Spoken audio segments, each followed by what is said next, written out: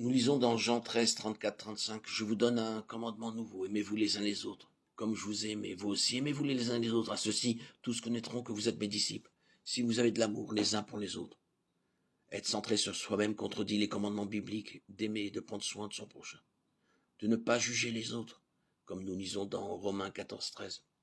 Pourquoi ne nous jugeons plus les uns les autres,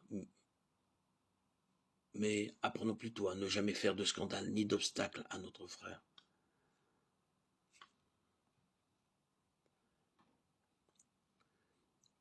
Il nous faut porter les fardeaux des autres. Galates 6, 2.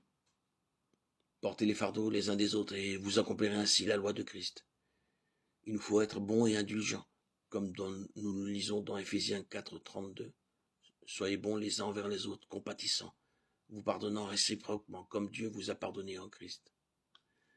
Être égocentrique est directement opposé au commandement clair que personne ne cherche son propre bien, mais celui des autres. 1 Corinthiens 10, 24. Il existe de nombreux autres commandements similaires qui appellent au sacrifice désintéressé au service des autres.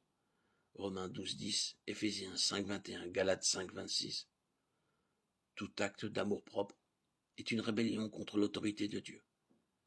L'égocentrisme est enraciné dans le désir charnel de plaire à soi-même plutôt qu'à Dieu. En substance, c'est l'acte de supplanter l'autorité de Dieu par son propre ego.